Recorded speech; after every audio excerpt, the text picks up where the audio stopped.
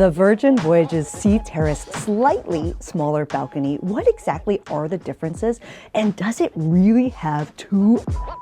And what might you absolutely love about it? And what might you not really like about it? All of this and more coming up. Whoa, okay, that's not what I expected. All right, let's talk about it. And if you're new here, ahoy, I'm Christine Lozada. This room type is where I'm at right now, which is Brilliant Lady only. And most people miss the entire Brilliant Lady playlist, as well as a killer deal. Book your sailing with us. More info on all of this is in the description below. Let's kick it straight off with the most important thing, which is the balcony. The main question that everyone's wondering is, are there two hammocks? Yeah, there are two hammocks. Check. But it's not really what you think. So we'll talk about that. But what we do know is, just like the name says, right? It's a slightly smaller balcony.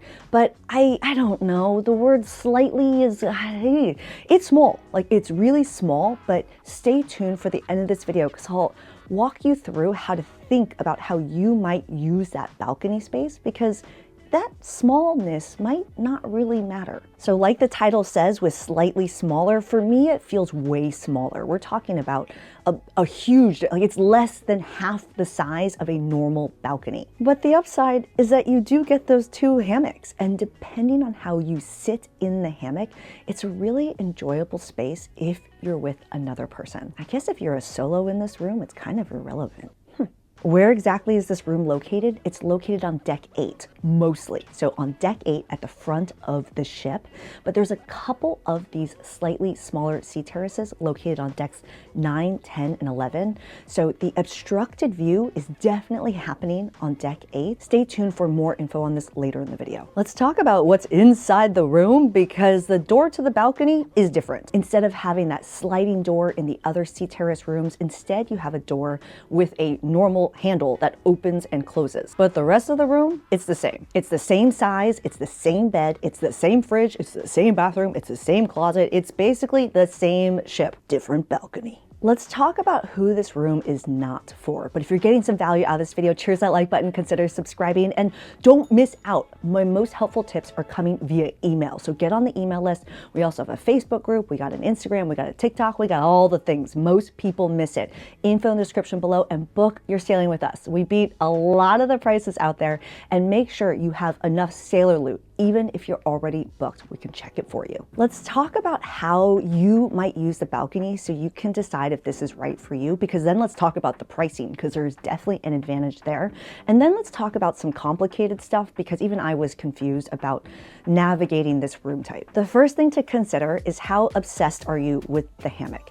And I actually want to use that word because a lot of people, this is my 29th, something like that, on Virgin Voyages, and some people spend a lot of their sailing on the balcony and in the hammock, and they like to bring the red blanket out there and bring a pillow and really lounge and enjoy that space because it's beautiful. If you're listening to this and you're like, that's me, then you will hate this room. And if you're like, wait, why?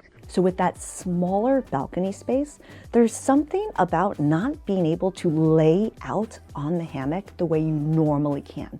Like when I lay in the hammock, I like to lay all the way back and like extend my feet all the way. Yeah, that's not happening on the smaller balcony. And I mean, I'm very tall at 5'2", but I anyway, you can see from the footage what's happening. But here's something else to consider. With two hammocks out there, and if you're sitting upright and drinking some Moet with whoever you're hanging out with, this is a fantastic space to be able to enjoy two hammocks side by side in this way. Granted, I probably wouldn't want a lifeboat right in front of me, so we can help navigate you to a room that's not as obstructed. And then there's considering like what kind of a sailing you're on. If you're on a really short sailing and maybe somewhere that's just unbearably hot in the summer months of the Caribbean, for example, maybe you don't even want to be out on the balcony, but it's just really nice to be able to open the door and feel the weather outside. Because when I stayed in the solo insider room and I would wake up not even knowing what the weather was outside, yeah, I filmed that content piece for you guys, so video in the description below. book your sailing with us. That room is great depending on how you will use it, because the price is great, and so is this one. So let's talk about that. Oh wait, there's one more, which is the door. You can't really prop that door given it opens out like a normal door versus a sliding door. So let's say you're on a hot sailing, probably irrelevant, but if you're on a cooler sailing, like I am right now, we are somewhere near Portugal.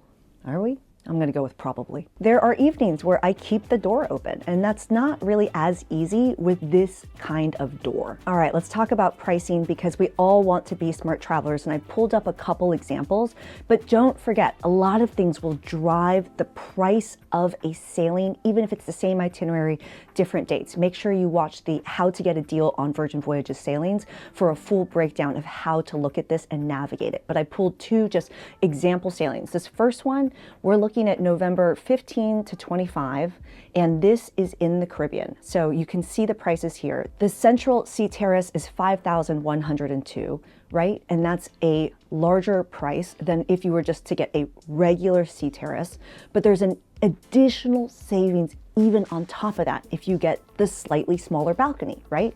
We're talking about a pretty significant difference for this sailing. Let's give another example. Here's a sailing on Brilliant Lady, and now we're looking at out of LA in the October timeframe. And here the Central Sea Terrace is 3,900 with options for a sea terrace or a lock-it-in rate with a little bit of a savings, a significant savings with the lock-it-in.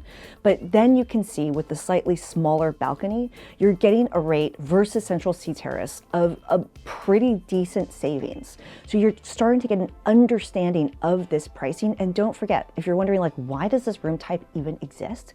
One of the key differences about Brilliant Lady, again, all of the ships are basically the same. Make sure you check out that video if you want more info about it.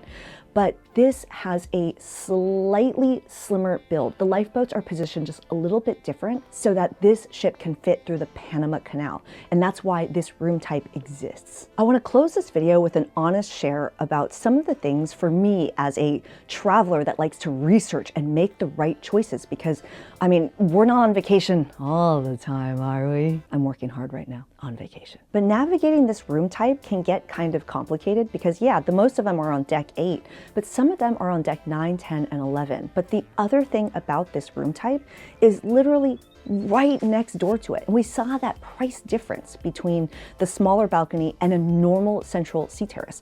And literally they are side by side with each other.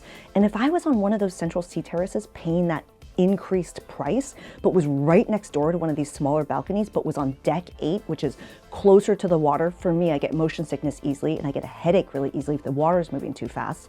And the other thing is that you're too close, in my opinion, to deck 7, where people are lounging or at the pizza place or something like that, where it's like you don't feel as much privacy as I do right now on deck 14. And even though I'm in a Central Sea Terrace right now, you want to know what I hear every single morning at 5 or 6 a.m.? Yeah, the weight's dropping because they're right above me. This is an amazing room, except for that noise. Those Central Sea Terraces on 8, I would rather be on 12 or 13. You can kind of hear me. I'm like, right? Like there's a lot that goes into this, and we can help you to navigate and get the right room for you. This is one where if I were sailing for my first, second, third, fourth, fifth, or sixth time, I probably wouldn't really know how to navigate this, but we got you. So book your sailing with us. And even if you've already booked, make sure you got enough sailor loot on it. It only takes a minute to make sure that you are being a smart traveler. I'm Christine Lozada. There's an entire playlist of Brilliant Lady videos. I'll see you in the next one. Ciao. Oh, it's a baby. All right. That smallness might not really matter.